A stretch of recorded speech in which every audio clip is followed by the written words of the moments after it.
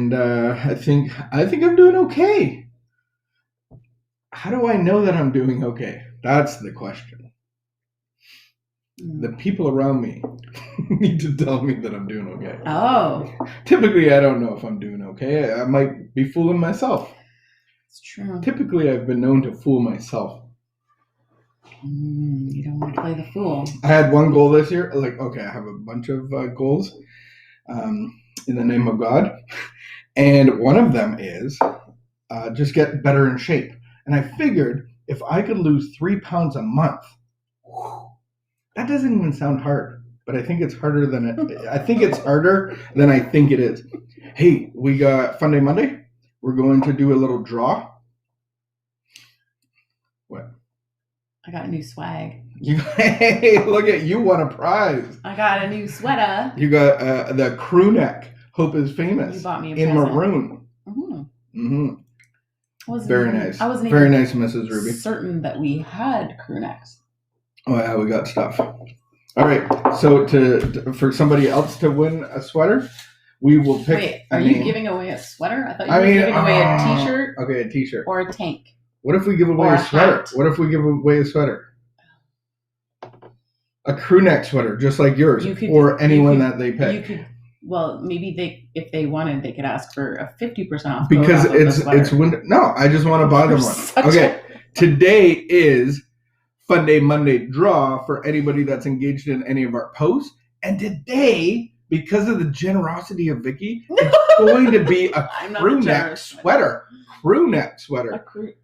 You should read the name. And they get to pick the Caitlin McCauley. Caitlin McCauley. Caitlin? Congratulations. McCauley. Awesome. Good job for... People have to listen on Monday because we don't know where we got your name from. So you may... Yeah, I post your name and then it's your responsibility to DM, PM, or whatever. All we do is throw in the names of the people who like, comment, share, follow us on YouTube, subscribe on YouTube, like us on Facebook, and we don't necessarily it doesn't enable us to actually find you, and we don't have. Yeah, it's hard to tag people. So this is the weirdest. Caitlin McCauley, you just come up to the front and private message. Just private message us, and we'll. You know what I was thinking that Monday, because when I came up from downstairs, I had an audience clapping for me, which consisted of you, a pug, and a Minpin. Yeah, and you just said you're so proud of me, and because I went on my bike this morning. Mm-hmm. The bike, So I was listening to a guy. He's a motivational speaker, but he's like superhuman. They call him Jocko, and he's like this marine superhuman guy. I think he runs like 8 marathons at a time, and like sequentially. And his whole thing is the hardest part of your day is getting out of bed and crushing a workout. And his voice is in my head. It's very motivational. But I can only be motivated so much. My heart actually has to change to want to do this stuff because on my own power, I'm good on Monday and Tuesday, and then it's all downhill from there. And I can throw you right off. No, you shouldn't be able to have to do much, and you shouldn't have power over me. You don't get up in the morning. Gratitude. That's all we're gonna say about that. Gratitude. You just yell at Google. Sometimes in life. Stop the alarm. Turn off the alarm. Your morning voice, Google has trouble with your morning voice. It doesn't listen to you. She. He. All right, gratitude. Sometimes in life, things happen too fast. We barely solve one problem when 2 new problems surface.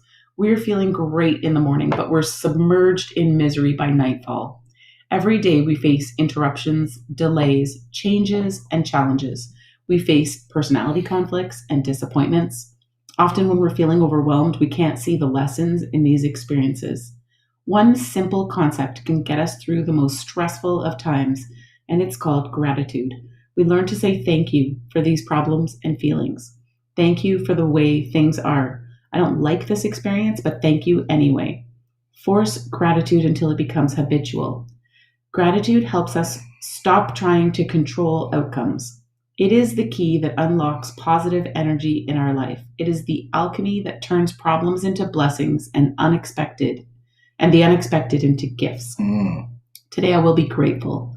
I will start the process of turning today's pain into tomorrow's joy. Gratitude. I like the word alchemy. What does that mean? Is that potion? Is that like serum? Yeah, something like that. Vaccine?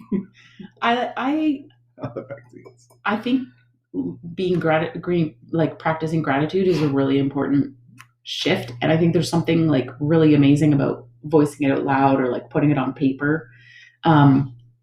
I also don't think you have to pretend that everything's wonderful. No. And we used to do a practice of highlight, low light. And it was always really funny, not really funny, but it was interesting because there'd be like some people who like could never come up with a highlight. And I'm like, so you walked here. What's your lowest low? What's your highest low light? You can walk. Yeah. That's a highlight. That's a gratitude. Or and so sometimes the bar has to be like set really, really low for us to even begin to think about like how to be grateful for what we have in life. And then other times, some of us can like just blow through life pretending everything's wonderful and like totally ignoring like some major never have a low light. Red flags or warning signs and just like skipping right over it, and I'm like I was living with a full-blown drug addict and the people around me didn't know. Who? What? Oh. And so I think that like you can't just like pretend. We don't want to encourage people to just pretend everything's great, but like what's actually been like the hardest part of last week and what was the best part of last week or what was a gift that came from last week? Yeah. I'm reminded of the word overwhelmed.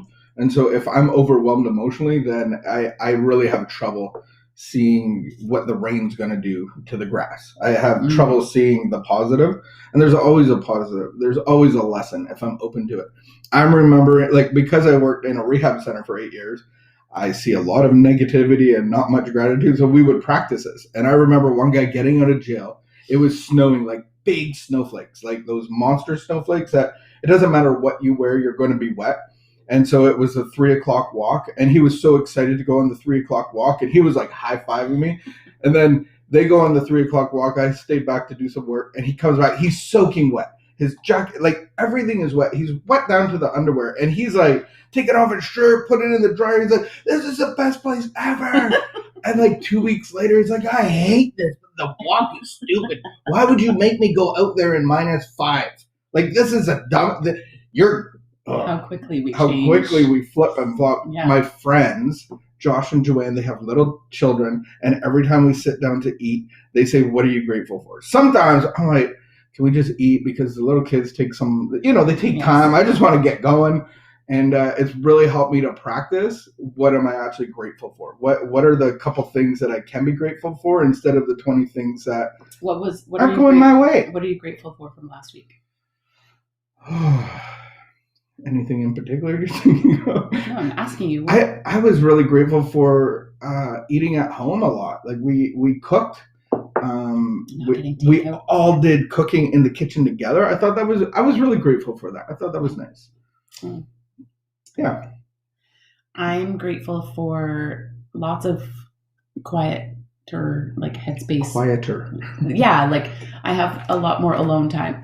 Not alone time because I'm in a house with 2 other people that really prefer that we all. We're like mice, though. We're like mice. Yeah, but I know that if I was like living my regular schedule, the way that I used to do stuff, like I was so busy, and I was so proud of the fact that I could like maintain such a high capacity. And I remember a friend moving to Ottawa years and years, like 15 years ago or whatever, and just like, man, you guys are like always going, and they were always at home, and that's the rhythm of life that they were used to. And we were out every single night. Like we were always we're always eating out. We were always doing takeout because I worked downtown, and then we were like at church downtown, and we would go from work to church and like never be home. And so this is the first time, like last year was the first time I've really been home ever so much in my entire life.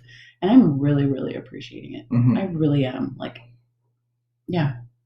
Even with the people involved, even with your staff. It's like a stay-home order, and I'm like, the staff is doing their job while we're all.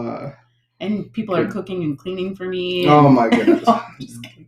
Dreams can come true. Together, so. Quick update on the mice situation. Operation Green Skull has been implemented, and they are taking the green poison. So they've only taken 4 out of 6. I don't like how you want to talk about this on our video. There's people that need to know this No stuff. one wants to know any of that. Okay. All right. Forget that I said it. We're still still living with mice. Upset that we're going to kill mice, then please come over and take them out All of right. our house. We got a big day ahead. Let's go crush it. All right. You guys have a grateful 24. Our book we're using our book peels.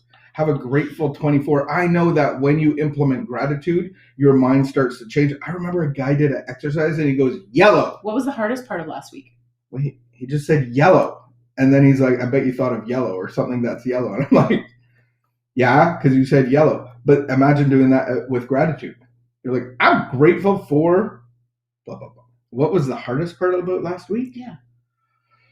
Oh, it's like in the morning. It's in the morning. Getting up to crush my bike workout, and it's hard to do the things that you want to do but don't want to do.